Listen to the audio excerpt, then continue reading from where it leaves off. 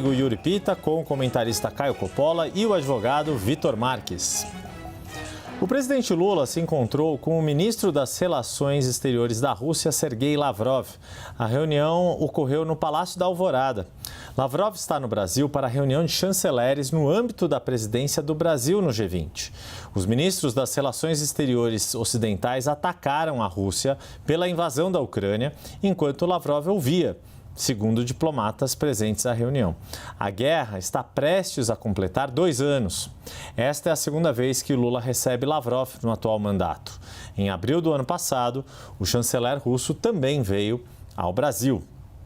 Vamos ao nosso debate. A reunião bilateral entre Lula e o chanceler russo ocorre em um bom momento? Começo com o advogado Vitor Marques. Essa reunião, Yuri, ela estava já pré-agendada com muita antecedência. O Brasil lidera, preside o G20, o grupo das 20 principais economias no mundo. De modo que há uma série de atividades acontecendo nesta semana do Brasil, debatendo os mais diversos temas, como o desenvolvimento energético, o desenvolvimento econômico do mundo e para onde vai seguir a economia. Esta agenda ela não está vinculada a uma questão pontual entre Brasil e Rússia. Brasil e Rússia têm uma história de muito tempo, são parceiros comerciais. Veja, em 2022, em fevereiro de 2022, o presidente Bolsonaro foi recebido por Vladimir Putin na Rússia. Isso aconteceu porque a Rússia é um grande exportador para o Brasil e também importa. Nós temos relações comerciais consolidadas, né? Em 2023, a Rússia foi um dos maiores importadores do Brasil. Então, essa dinâmica comercial, ela existe. E o presidente Lula tem aproveitado esta oportunidade, esta semana de encontro entre líderes mundiais, para realizar diversos encontros. Então, ele recebeu também, nesta semana, o secretário dos Estados Unidos, Antony Blinken, para tratar de temas de interesse dos Estados Unidos e do Brasil, e fará isso também com o representante russo aqui no país.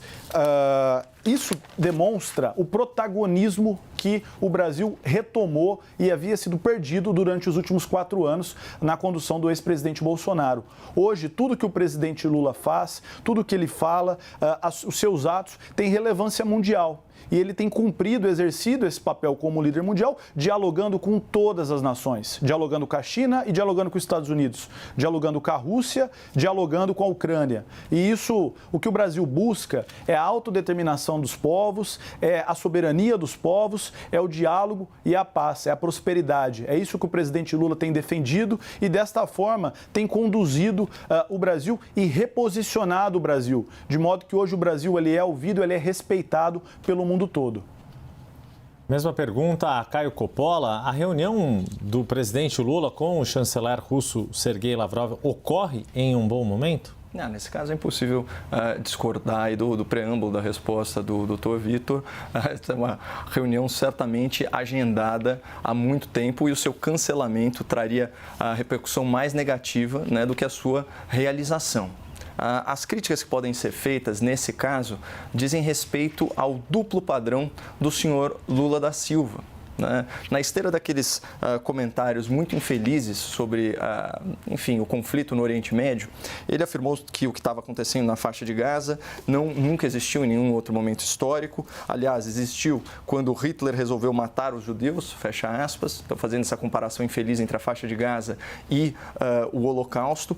E isso veio na esteira de uma série de declarações polêmicas, né, acusando Israel de forma muito leviana de genocídio, de atos de terrorismo. Ele chegou a falar até que a morte de mulheres e crianças, né, Palestina era o verdadeiro objetivo e que a guerra contra o terror do Hamas era apenas um pretexto, né, e que era coisa jamais vista em qualquer guerra.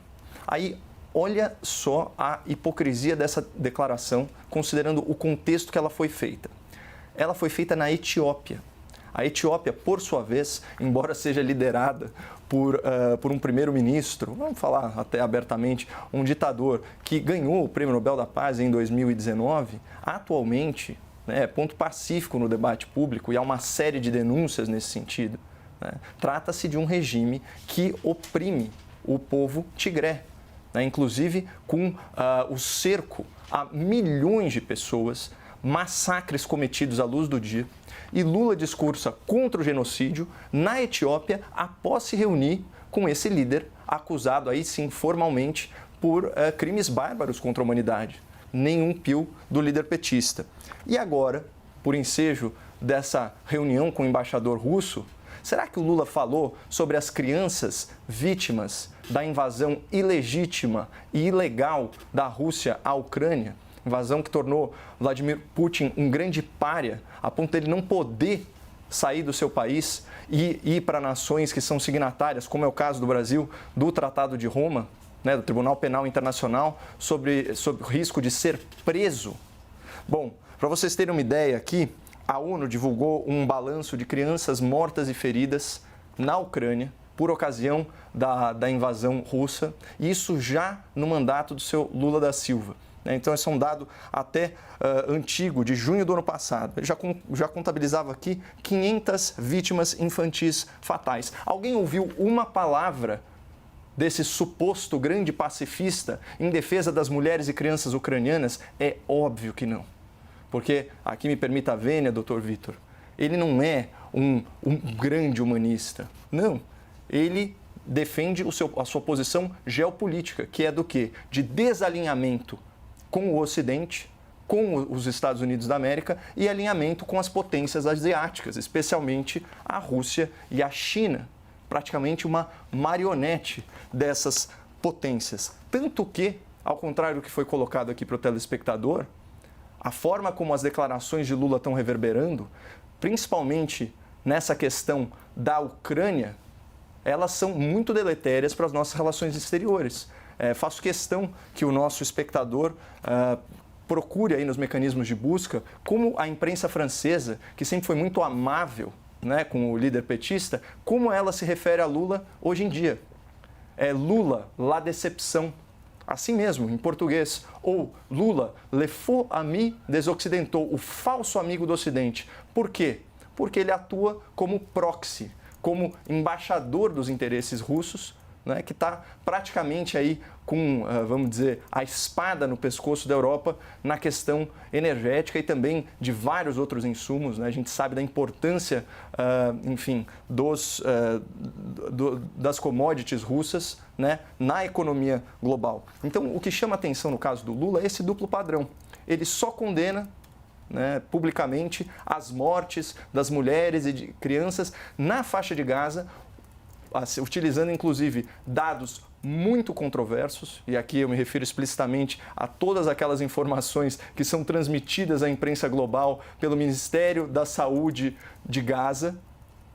Naturalmente, né, são informações do Hamas, que é uma parte interessada no conflito, terrorista, genocida, antissemita, né, e falam que são quase 30 mil mortes, 70% mulheres ou crianças. Esse dado é tido como oficial, como fidedigno no debate público, né? E aí vem toda a sorte de acusação. Então, seria a oportunidade para a gente ver se o presidente Lula é realmente humanista. Ele podia, assim, de forma elegante, ter denunciado também a morte, né, de civis, inocentes e crianças na Ucrânia. Poderia ter feito isso também na Venezuela, sobre a Venezuela, mas não faz. Ele é bem seletivo no seu humanismo. Essa reunião entre Lula e Sergei Lavrov acontece no contexto do Brasil como sede do G20 ao longo deste ano. Vai culminar com a reunião de cúpula em novembro, prevista para o Rio de Janeiro, quando os líderes dos países do G20 são recebidos pelo país que preside o G20 ao longo do ano. E aí surge uma outra questão que coloca a Caio Coppola. Há uma condenação do Tribunal Penal Internacional contra Vladimir Putin, presidente da Rússia, que deve provavelmente ser reeleito para mais um mandato pelo povo russo no mês que vem, em março. Nesse aspecto, já é possível prever um novo constrangimento diplomático para o Brasil com uma eventual ida ou não de Vladimir Putin para a reunião de cúpula do G20? Mas esse já é um constrangimento, né? Como eu posso falar? É um fait accompli, né? Já é um dado da realidade que isso vai acontecer, porque é uma situação delicadíssima, né? Cumpre aí ao chefe de Estado fazer o convite, mas se o convite for aceito, se de fato Putin pisar no Brasil, é obrigação, né, em termos aí de segurança pública e dos tratados internacionais assinados aí pelo nosso país, que ele seja detido. Então, essa é uma situação realmente delicada, como tem acontecido até o momento, né? A gente estava, inclusive, conversando aqui nos bastidores sobre isso, e foi o caso na reunião dos BRICS na África do Sul. O convite, ele é feito e ele é solenemente declinado. A nação russa envia um proxy, um embaixador, um representante do senhor Vladimir Putin, contornando, né? Não evitando, mas contornando esse grande constrangimento, esse devido constrangimento. Afinal de contas, como eu disse, é uma invasão ilegal que o senhor Lula da Silva sempre tratou como se existisse uma equivalência moral entre as partes, certo? Entre o país agressor, a Rússia, que desrespeitou fronteiras internacionalmente reconhecidas, e o país vítima, a Ucrânia, né, que teve aí essas centenas de crianças mortas e milhares de crianças feridas, crianças e mulheres. Agora, o que eu queria chamar a atenção do telespectador é para as oportunidades que o senhor Lula da Silva está perdendo. Primeiro, porque existe um grande clima de entusiasmo internacional a respeito do seu regresso. Isso se dá por N motivos, especialmente por uma bem-sucedida propaganda, né, pelo mito criado aí em torno do suposto combate à miséria e à fome, esse tipo de coisa. Agora, ele foi presidente, né, o Brasil teve a presidência do Conselho de Segurança na ONU. Num segundo momento, agora, a presidência do G20. E a gente vê que a ideologia do Lula, ela está suplantando os seus deveres como chefe de Estado. Isso, inclusive, né, vai ter repercussões negativas para ele próprio. Na análise, né, do nosso analista sênior de política internacional, Lorival Santana, a política externa do Lula ela é essencialmente narcísica. E vários outros especialistas concordam, né, com essa avaliação. O foco principal do presidente Lula, que foi reabilitado eleitoralmente pelo Supremo Tribunal Federal, é se reabilitar também, né, no cenário internacional e almejar mais para frente um cargo de secretaria-geral na ONU ou mesmo até um prêmio Nobel da Paz por supostamente ter prestado aí grandes serviços à nação brasileira com políticas sociais. Isso provavelmente foi para o ralo por causa dessa verborragia diplomática que colocou aí o Brasil numa posição muito desconfortável, né? Essa questão de Israel, também a questão da Ucrânia. Então, aguardemos aí os próximos episódios, mas em termos de política externa, deveria ser um ponto forte para o governo Lula e até agora tem sido fonte de muitos problemas. Mesma questão ao Vitor Marques, o quanto esta reunião de agora entre Lula e Sergei Lavrov, ministro de Relações Exteriores da Rússia, antecipa um problema que está para ocorrer em novembro na reunião de cúpula do G20. O Brasil preside esse grupo das 20 maiores economias neste ano, quando são esperados os líderes desses países, mas Vladimir Putin, que deve ser reeleito presidente da Rússia em março próximo, tem ainda contra si uma sentença de prisão do Tribunal Penal Internacional, acordo do qual o Brasil é signatário. Vitor Marques. O Itamaraty no Brasil, ele tem uma tradição e um respeito muito grande pelo mundo todo. Né? Os ministros de Relações Exteriores, ele é muito respeitado pela tradição que foi construída.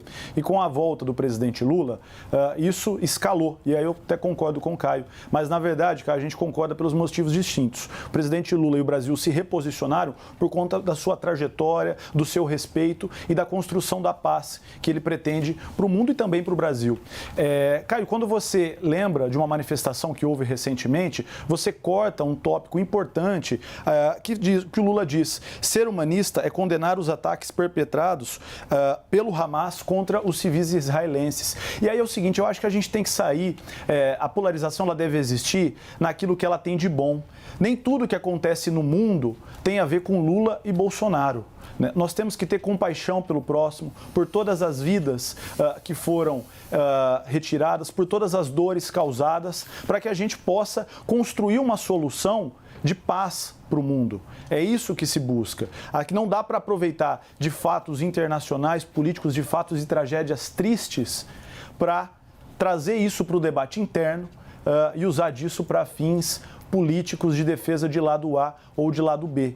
o que a gente tem que ter é compaixão pelas mulheres que estão morrendo nesse momento, pelas crianças que não são terroristas, pelos civis israelenses também, para que tenha um cessar-fogo. Nós assistimos hoje, na data de hoje, o Joseph, o ministro de Relações Exteriores da União Europeia, dizendo que é necessário um cessar-fogo, que os Estados palestinos estão construindo uma alternativa para apresentar aos Estados Unidos, que por 3 vezes já foi contra o cessar-fogo. É importante que tenha o cessar-fogo e construa uma solução com diálogo, com aquilo que a ONU construiu em 1946 como um aprendizado duro, triste, que foi o Holocausto e que foram as bombas atômicas no Japão.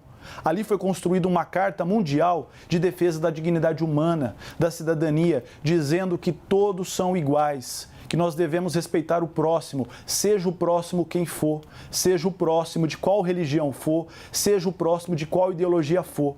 É isso que nós temos que retomar e não permitir que um acordo tão importante, que aponta para uma saída de consenso, de diálogo com 2 estados, depois de quase 80 anos, se perca na história. A história e a humanidade tem que caminhar e avançar para construir paz. E a gente não pode perder a sensibilidade humana e de só se indignar quando o meu adversário ou aquele que pensa diferente de mim, ele é punido de alguma forma. A nossa compaixão com o próximo ela tem que estar presente em qualquer conflito para que a gente possa construir uma sociedade melhor.